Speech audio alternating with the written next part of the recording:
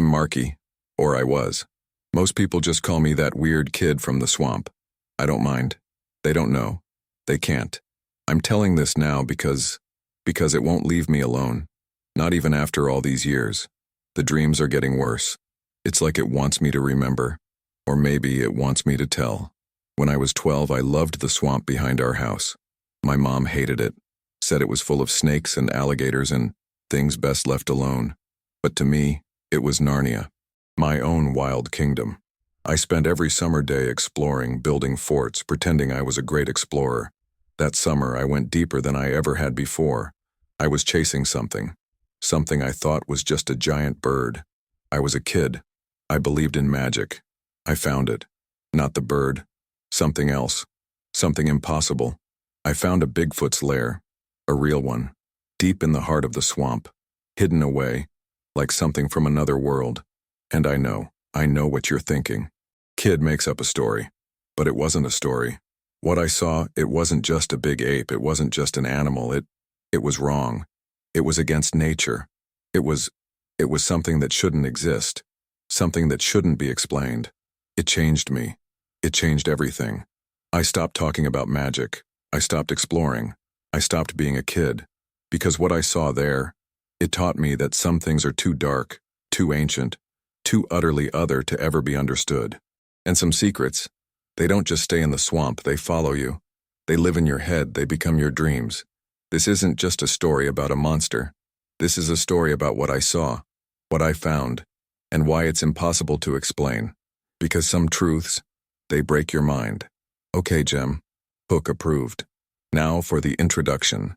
This section will detail Marky's idyllic, to him, childhood in and around the swamp, establishing his comfort and adventurous spirit, which ultimately leads him to venture too deep. Stage 2, the introduction, the swamp boy. Scene. Marky continues speaking to the webcam.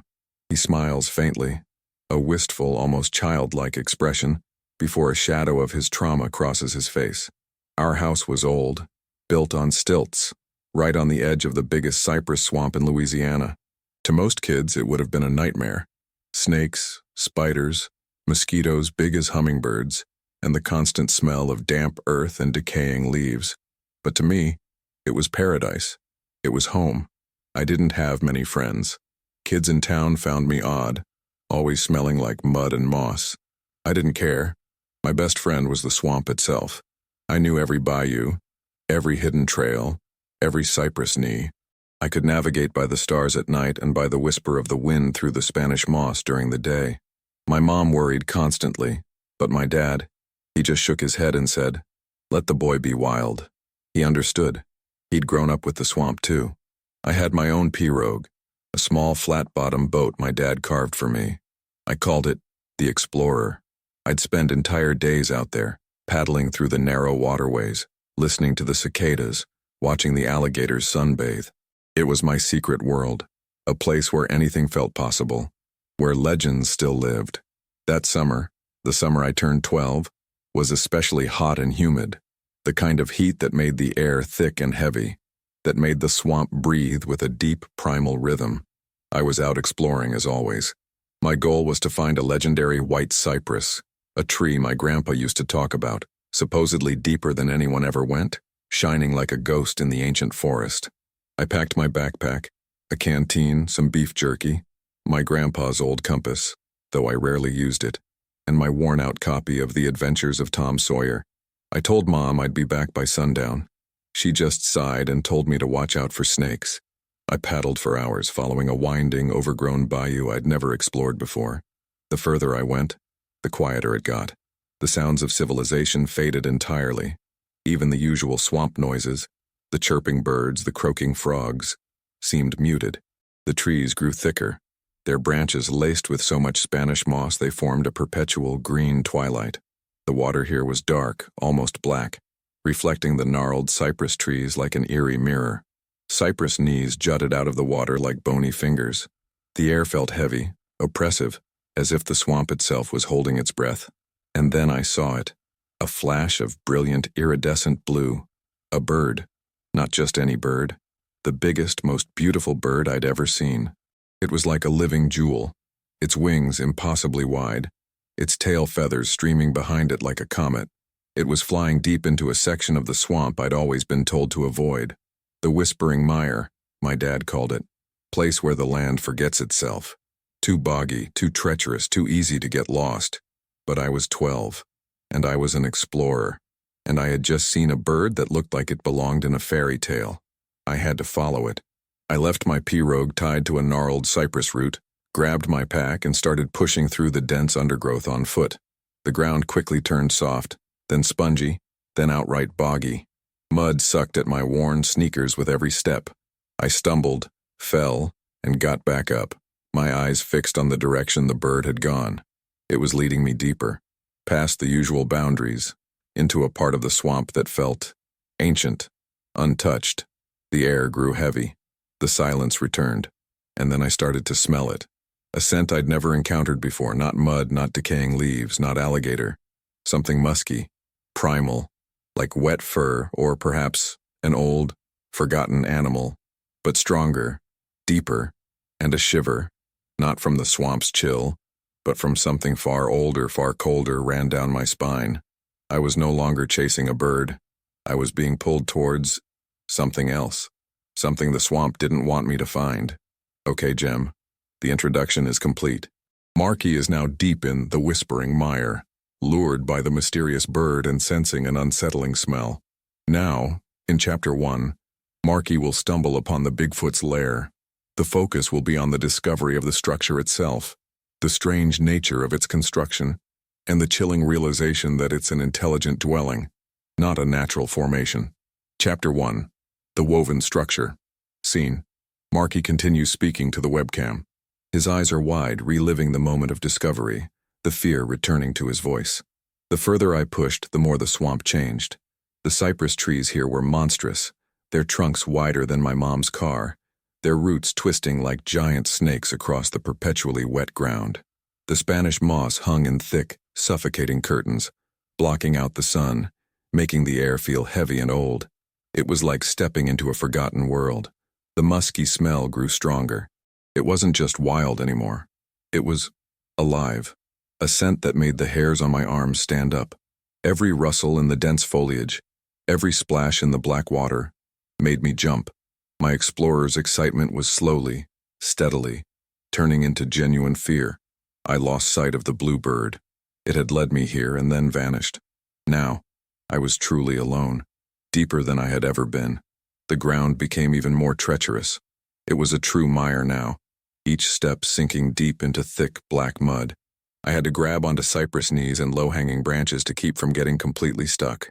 My compass was useless under the thick canopy, and I knew, with a knot in my stomach, that I was definitely lost.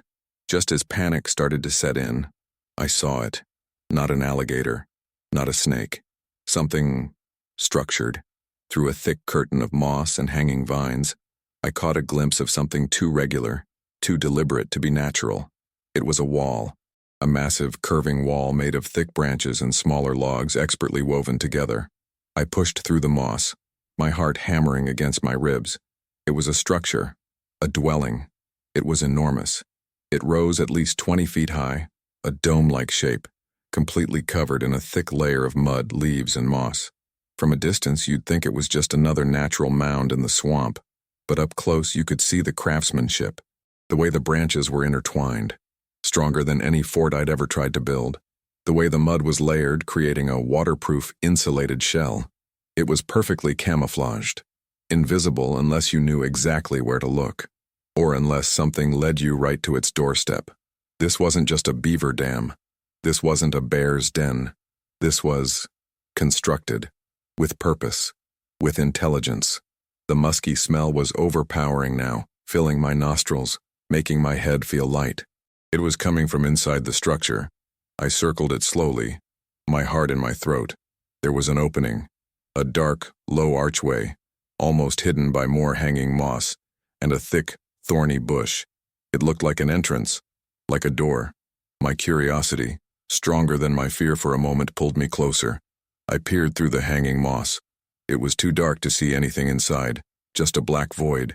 But I could feel it, the presence, the source of that smell. I reached out my hand, my fingers trembling. I pushed aside some of the moss, just a little, and that's when I saw it. Not inside, but right by the entrance, on the muddy ground, half obscured by a fallen leaf. A footprint. It was huge, massive, far larger than my dad's foot, far larger than any human foot. 5 toes, clearly defined, and deeply, deeply impressed into the soft mud.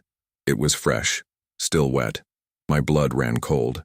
I knew, in that instant, exactly what kind of lair I had found. This wasn't an abandoned fort. This wasn't a natural formation. This was a Bigfoot's home, a Sasquatch, and it was just outside, or maybe inside. I pulled my hand back as if burned. Every fiber of my being screamed at me to run, to get out, to never look back. But I was frozen, paralyzed by terror but also by an overwhelming morbid fascination. I was standing in front of something impossible, something mythical, and then I heard it. A sound, not a growl, not a roar, a soft, rhythmic thud, coming from inside the lair. Thud, thud, thud, like something huge, heavy, and very much alive was moving around in the darkness. My breath hitched. My eyes were glued to the dark archway, and as I watched, a small piece of mud, dislodged from the top of the entrance, slowly, silently, fell to the ground, landing with a soft, wet splat right in front of the massive footprint. It meant whatever was inside had just moved, and it was close. Very, very close. Okay, Jem. Chapter 1 is complete. Marky has found the Bigfoot's lair and heard movement inside. Now in Chapter 2, Marky's terror will be mixed with intense curiosity as he observes the lair from a hidden vantage point. He won't see the Bigfoot yet, but he will see the first impossible thing, an object outside the lair that suggests intelligence beyond an animal. Chapter 2. The Eerie Artifact. Scene. Marky continues speaking to the webcam. His voice is quieter now, almost a whisper, as if he's back in the swamp trying not to be heard. The rhythmic thudding from inside the lair continued, slow and heavy, vibrating faintly through the ground beneath my feet. My heart was pounding so hard I thought it would burst out of my chest. Every instinct screamed run, but my feet were rooted to the spot. I was 12. I was terrified, but I was also staring at a legend. I slowly, cautiously, backed away from the entrance, pushing myself into the thickest curtain of Spanish moss I could find. I knelt down, trying to make myself invisible. The leaves and mud scratched at my face, but I didn't care. All I cared about was watching that dark archway. The musky scent was still strong, but mixed with it now was something else. Something faint, but utterly out of place in the swamp. Something metallic? No, not metallic. More like old wood smoke and something earthy but refined, like aged leather or dry herbs. The thudding stopped. The silence that followed was worse. It was absolute, suffocating. I could hear nothing but my own ragged breathing and the frantic pulse in my ears. The swamp itself seemed to hold its breath. I stayed absolutely still, barely daring to blink. My eyes were fixed on the lair's entrance, waiting for a massive, fur-covered hand to emerge, or for those intelligent eyes to appear in the darkness. Minutes crawled by. 10, 20, an hour. The sun, somewhere far above the canopy, began to dip, and the green twilight of the swamp deepened. The mosquitoes, until now ignored, began to find me, biting relentlessly. But I didn't move. And then a sound, a rustle, not from inside the lair, but from the dense foliage beside the lair. My head snapped towards it. I saw a movement, a large dark shape. It wasn't the Bigfoot. Not yet. It was its arm, or a branch. I couldn't tell, but it slowly, deliberately, reached out from the side of the lair, and it placed something on a flat, muddy patch of ground just beside the entrance. Then, it retracted. The foliage settled back into place. The silence returned. I waited another 10 minutes, my heart still racing. Nothing else moved. Nothing else made a sound. Whatever had been inside, it was now quiet, and it had left something behind. My curiosity, once again, began to override my fear. What did it leave? Food? A bone? Slowly, carefully, I crept out of my hiding spot. Every snap of a twig under my sneaker sounded like a gunshot. Every rustle of leaves made me freeze. I moved towards the spot where the arm had emerged, my eyes darting between the lair's dark entrance and the object on the ground. I reached the spot, and I saw it. It wasn't food. It wasn't a bone. It was a doll. Not a modern plastic doll. This was a crude, handmade doll, made of dried moss and woven swamp reeds, bound tightly with thin strips of bark. It was roughly human-shaped, about a foot tall, with two small, smooth pebbles for eyes. It looked ancient, primitive, but that wasn't the impossible part. The impossible part was what the doll was wearing. Around its neck, on a thin, braided vine, hung a small, polished, flat piece of bone. And etched into the bone with incredible precision was a symbol. It was a swirling, intricate pattern, like a miniature version of the ancient symbols I'd seen in books about forgotten civilizations. It was complex, deliberate, meaningful. It was the same kind of symbol I'd later see in my dreams. My mind, a 12-year-old's mind, couldn't process it. Animals didn't make dolls. Animals didn't wear jewelry. Animals didn't carve symbols. This was art, or writing, or magic. It was proof of intelligence, proof of something beyond any known animal. This wasn't just a lair. This was a home. And the creature that lived here wasn't just a beast. It was a craftsman, a thinker. A shiver, colder than the swamp's deepest waters, ran through me. This was impossible. This broke every rule I'd ever been taught about the world. I reached out, my fingers trembling, and gently picked up the doll. The moss was soft, the reeds stiff, the bone charm was cool against my fingertips. And as my fingers brushed the doll, a faint, almost inaudible sound escaped the lair. A soft, low hum, not a growl, not a warning. A sound that felt almost like a sigh, or a whisper. My breath caught in my throat. I squeezed the doll tightly. It knew I was here. It had known all along. And it had left this for me, this impossible, eerie artifact. A gift? Or a message? And suddenly, the musky smell felt different. Not just wild, not just primal. It felt watchful. And I knew with absolute certainty that I had to get out of there. Now, before it showed me something even more impossible to explain. The low hum from inside the lair vibrated through the air, through the ground, through my very bones. It wasn't menacing, not exactly, but it was deeply unsettling. It was the sound of a living thing close by, that knew I was holding its creation. I clutched the moss doll tightly in my muddy hand. My mind was screaming run, and this time my body finally listened. I didn't try to be quiet. I just moved, scrambling backward, tripping over roots, splashing through the black mud. My eyes were fixed on the lair, expecting the massive form of the Bigfoot to erupt from the entrance at any second. But it didn't.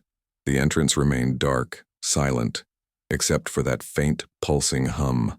I ran, not in a straight line because the swamp wouldn't allow it. I crashed through thickets of sawgrass, slid down muddy embankments, and waded through stagnant pools. Every splash, every broken branch, felt like a beacon, announcing my escape. The musky scent of the Bigfoot seemed to follow me. It was everywhere, in the damp air, clinging to the Spanish moss rising from the murky water. I felt its eyes on my back, watching my frantic retreat. I didn't dare look back. Panic was a cold, hard knot in my stomach. I was lost, deeper than ever. And now I wasn't just lost, I was being pursued. Or at least I felt like I was. The swamp was no longer my Narnia. It was a suffocating ancient maze designed to keep secrets. I remembered my grandpa's compass, still in my backpack. I fumbled for it, my hands shaking. The needle spun wildly for a moment, then slowly, hesitantly, settled on north.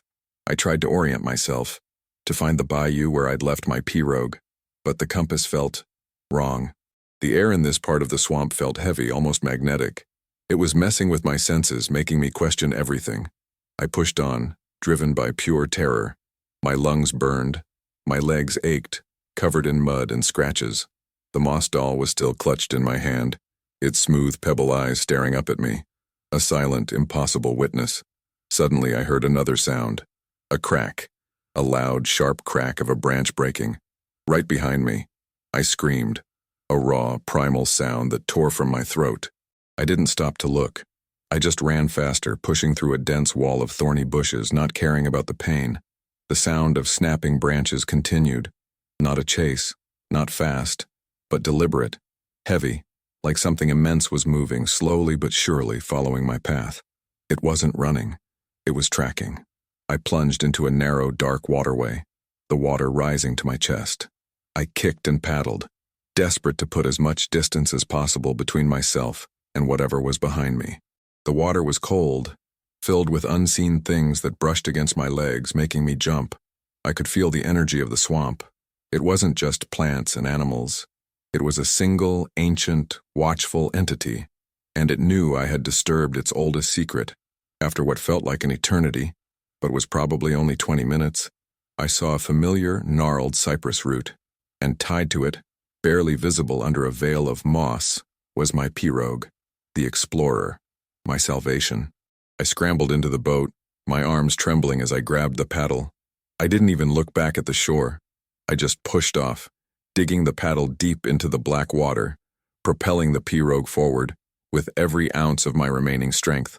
I paddled frantically, following the winding bayou back the way I'd come. The swamp slowly began to change back. The trees became less dense. The sun, setting now, cast long, orange streaks through the canopy. The normal sounds of the swamp, the croaking frogs and chirping birds, slowly returned, filling the oppressive silence. I didn't stop until I saw the familiar, weathered back porch of our house. It was almost completely dark. My mom would be worried sick. I tied the pirogue to the dock, my body aching, covered in mud and scratches, my clothes torn. I stumbled up the steps, through the back door, and collapsed in the kitchen. My mom was there, her face a mask of concern turning to anger. "Marky, where have you been? Look at you, you're a mess." I couldn't speak. I was gasping for air, tears streaming down my muddy face. I held up the moss doll, the only proof. My mom looked at it, confused. "What's that, honey? Some kind of swamp toy?" She reached for it. "No," I screamed, pulling it back protectively. "Don't touch it." She stared at me, her anger dissolving into worry. "Marky, what happened out there?" I looked at the doll, then at my mom. How could I explain? How could I tell her about a Bigfoot's lair, about a symbol, about a hum, about an impossible, intelligent creature in the deepest, darkest part of the swamp? I couldn't. She wouldn't believe me. No one would. I just shook my head, tears still falling. "Nothing, Mom. I got lost." But I wasn't just lost in the swamp. I was lost in a new world. A world where legends were real. A world where I had seen something impossible. And I knew, in that moment, that I would carry that secret and that moss doll for the rest of my life. Life after that day was different. Everything was different. The swamp, which had once been my playground, now felt like a lurking presence. Every shadow, every rustle of leaves brought back the memory of that musky smell, that silent hum, those snapping branches behind me. I stopped going into the deep parts of the swamp. I barely even touched my pirogue. My mom was relieved. My dad was a little confused, but I just mumbled about growing up, finding new interests. I started spending more time in my room, drawing, but my drawings weren't of fantastical birds anymore. They were crude, frantic sketches of massive fur-covered shapes, of dark, watchful eyes, of that impossible symbol. The moss doll became my most prized possession. I kept it hidden in a wooden box under my bed, wrapped in an old handkerchief. Every night after my parents were asleep, I'd take it out. I'd trace the intricate symbol on its bone charm with my finger. I'd try to understand. I went to the library. I pored over books about folklore, mythology, cryptozoology. I looked for anything that resembled that symbol, that woven structure, that intelligent gaze. I found stories of Bigfoot, Sasquatch, skunk ape, hairy ape-like creatures, but none of them talked about them building homes, or leaving symbols, or having eyes that held ancient wisdom. The stories were of wild beasts, not artisans, not thinkers. The word impossible echoed in my head. I tried to replicate the symbol, on paper, on wood, in clay, but my hands, a 12-year-old's hands, couldn't capture the fluid precision, the subtle geometry of the original. It was too complex, too perfect.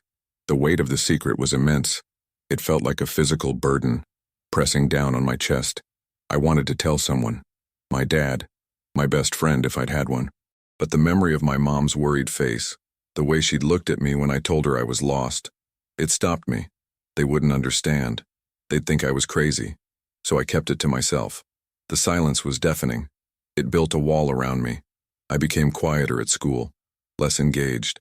My grades slipped. My parents worried, thinking it was just a phase. But it wasn't a phase. It was a trauma, a paradigm shift. I started having dreams. Vivid, terrifying dreams. I was back in the swamp. The air was thick with the musky smell. I was crawling through dense moss, hearing the slow, deliberate thudding. And always, I saw those deep, intelligent eyes watching me from the darkness. Sometimes, in the dreams, I would see the Bigfoot standing at the entrance of its lair, not menacingly, but just observing. And in its hand, it held my wooden bird, the one I used to carve. The dreams felt real, too real. They were like memories, not fantasies. One afternoon, a few weeks after the encounter, I was sitting on our back porch cleaning mud off my sneakers. My dad came out, a fishing pole in his hand. "You know, son," he said, his voice soft, "the swamp's a place of magic, but it's also a place of respect. You gotta know your limits." I looked up at him.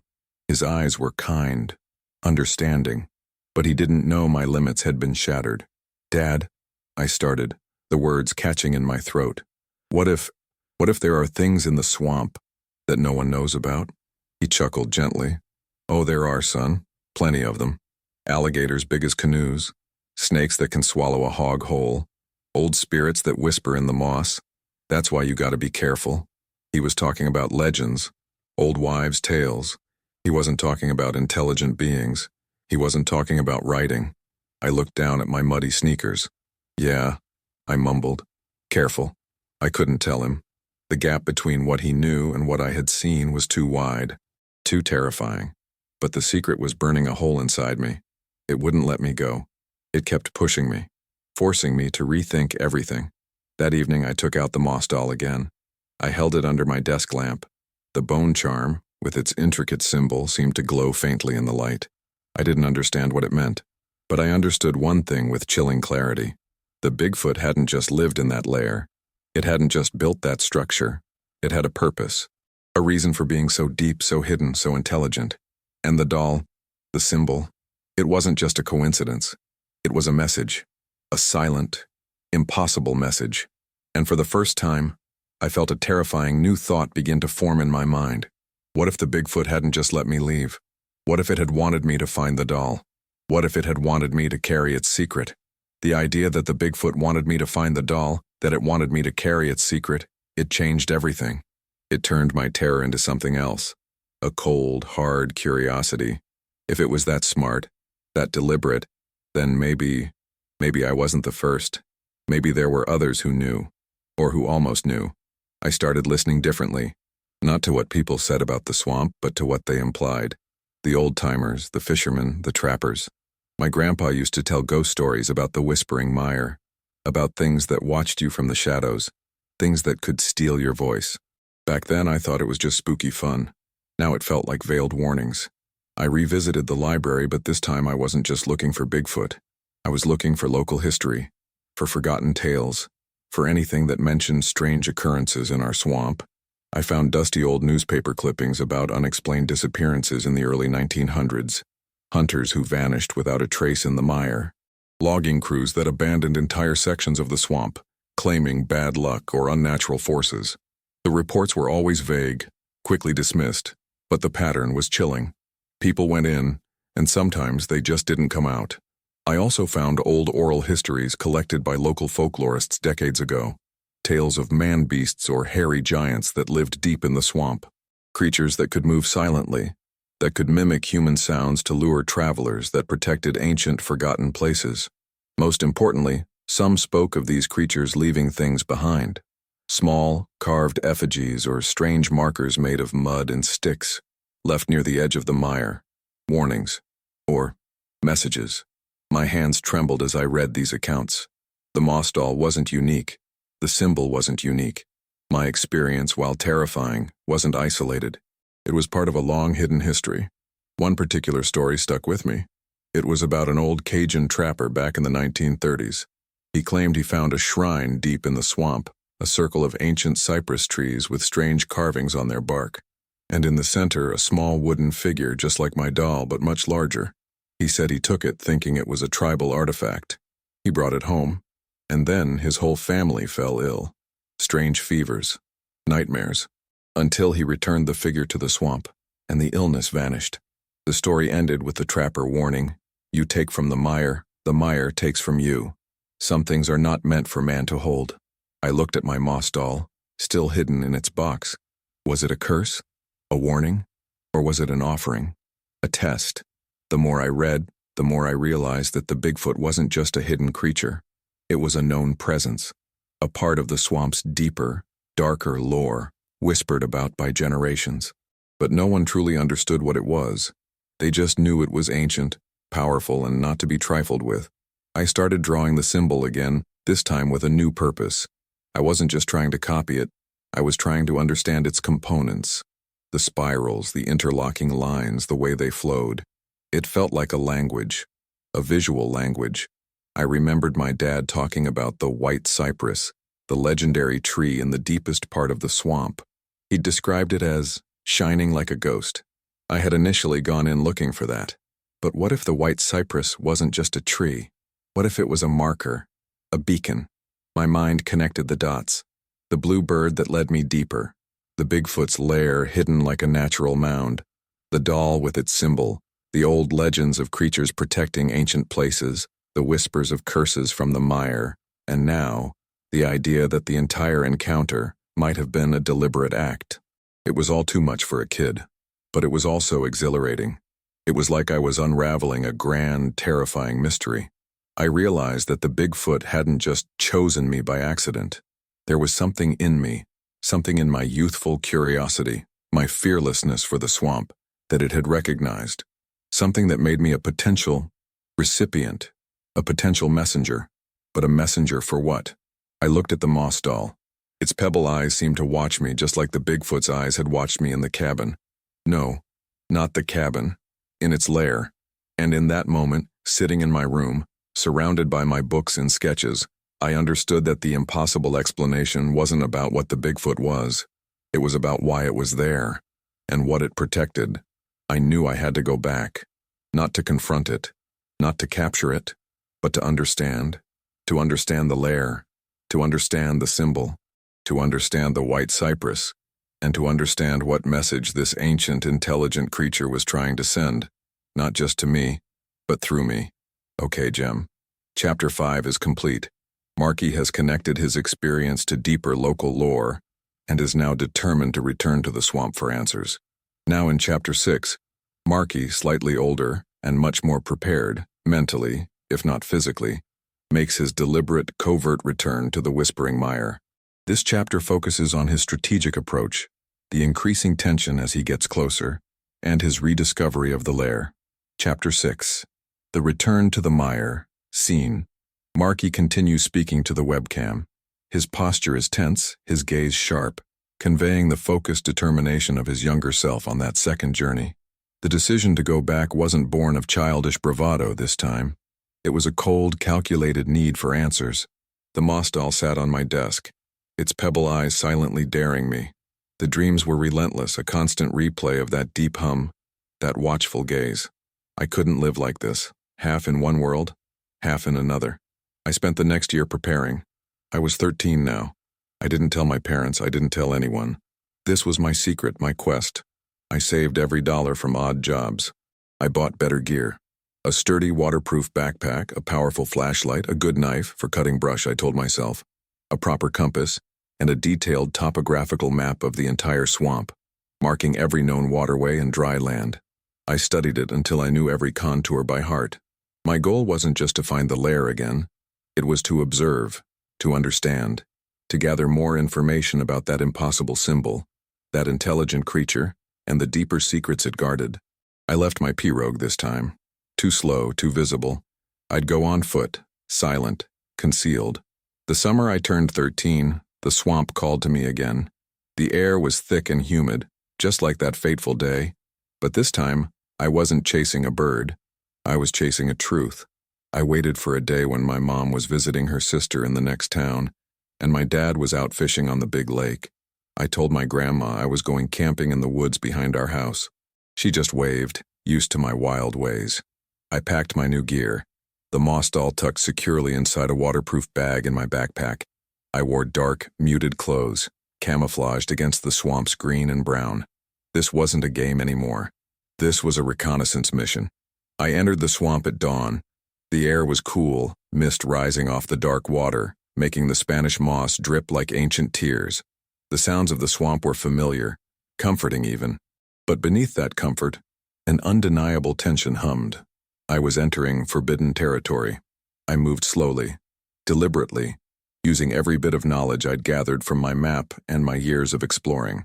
I avoided the main waterways, opting for dense, overgrown paths that only a seasoned swamp rat would know. I listened for every splash, every rustle, every sign of movement.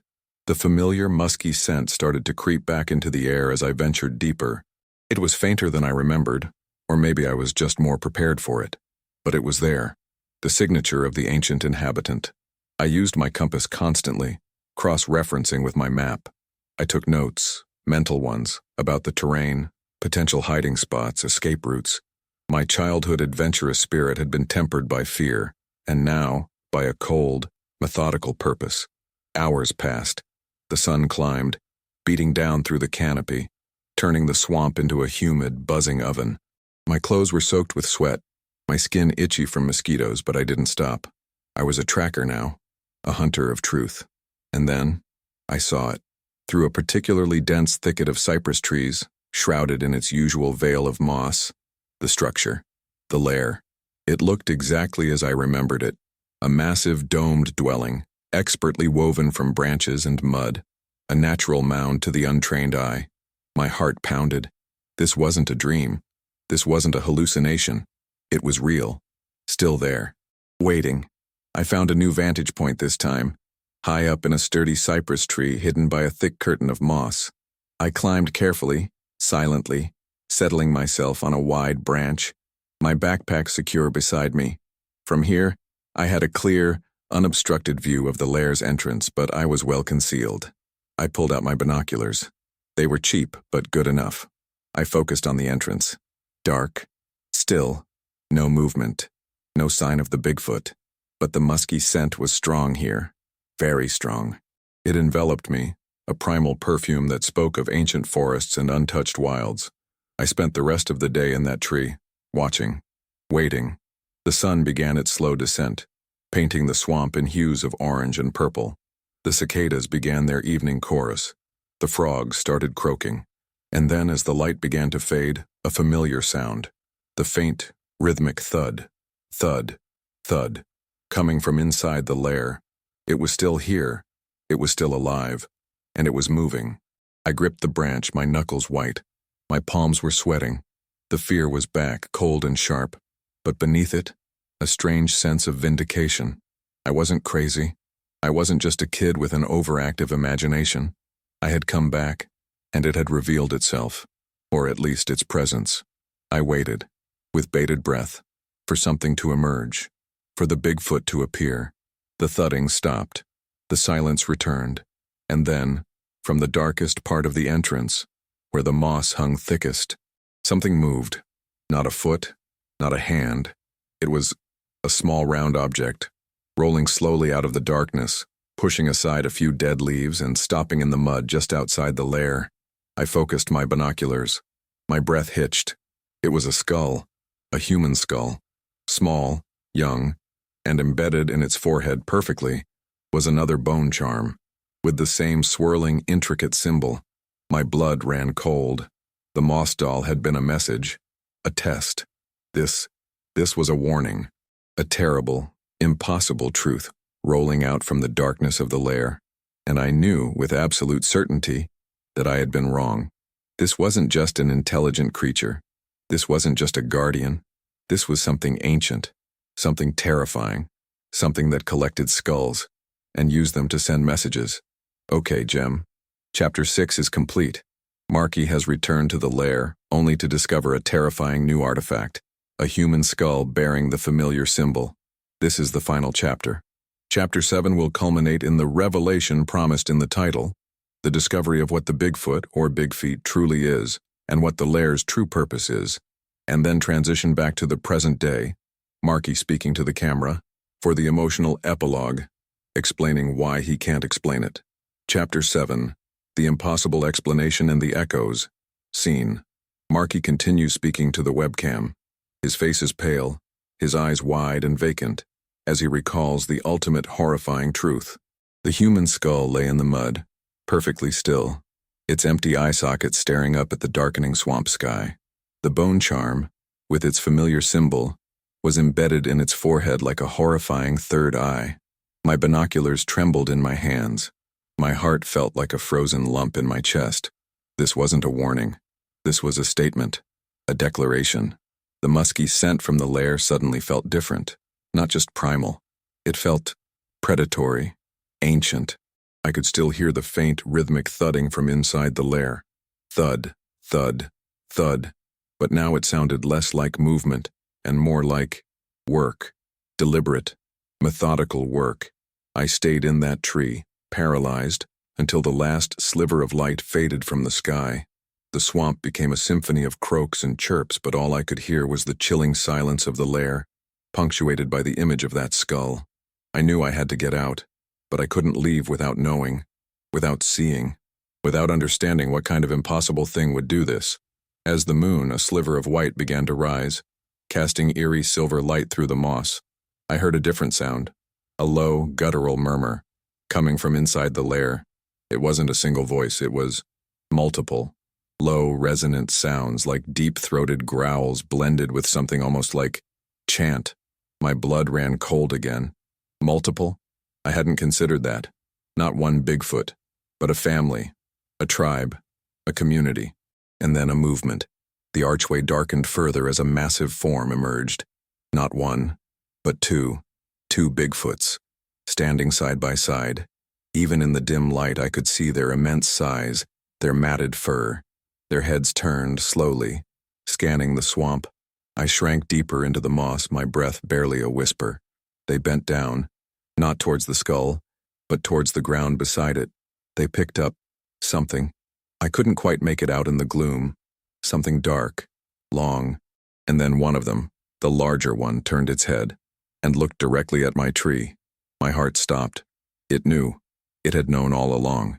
Its eyes, reflecting the moonlight, were not malicious. They were simply profound and utterly ancient. Then, it raised the object it was holding, and it placed it gently on the muddy ground, right next to the skull. It was a piece of bone, long, slender, and intricately carved, not with the swirling symbol, but with something different, a series of tiny, precise markings like tally marks or a calendar. And then the Bigfoot did something that broke my mind completely.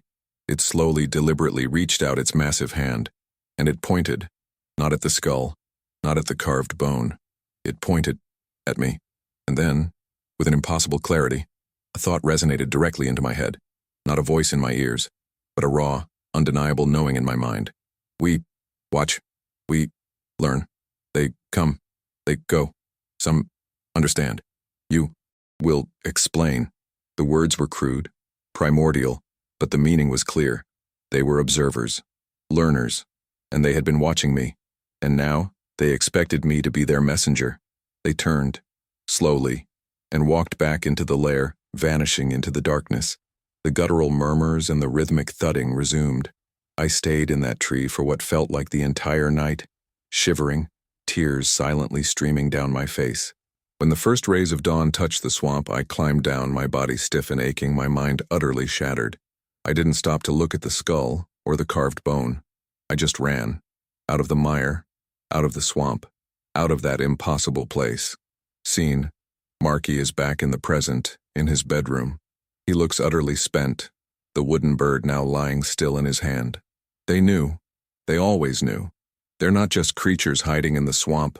They're ancient. They watch us. They learn us. And they communicate not with words, but with intent, with objects, with symbols. The skull. It was a message about them. The humans who went into the mire and never came out. Not eaten, not killed, but collected, observed, studied. The bone charm on the skull. It was a symbol of their knowledge, of their understanding of us. And the carved bone, the one with the tally marks, it was a record, A history. Of how many. Of how long. Of us. What he saw is impossible to explain. That's what the title says. And it's true. How do you explain a race of hyper-intelligent ancient humanoids living in secret in the heart of our wild places, who collect our dead, study our lives, and communicate through artifacts? Who have been watching humanity for centuries, perhaps millennia? Who understand us better than we understand ourselves? How do you explain the crushing feeling that we are the ones being observed, that we are the experiment? I tried. I tried telling people. My parents, therapists. I showed them the moss doll, the bone charm. They smiled. They nodded. They told me I had an overactive imagination or trauma-induced delusions. My mom cried. My dad just looked sad. They didn't believe me. No one ever did. So I stopped trying. I just live with it now. The dreams, the knowledge, the feeling that whenever I'm in the woods, or even just looking at a deep forest, those ancient eyes are still watching, still learning, still waiting. What I saw in that lair, it means we're not alone. And the things we think of as wild or primitive might just be far, far older and far, far smarter than we can ever comprehend. And the impossible part? It's not just what they are, it's what they want. And the terrifying feeling that someday they'll decide they've learned enough.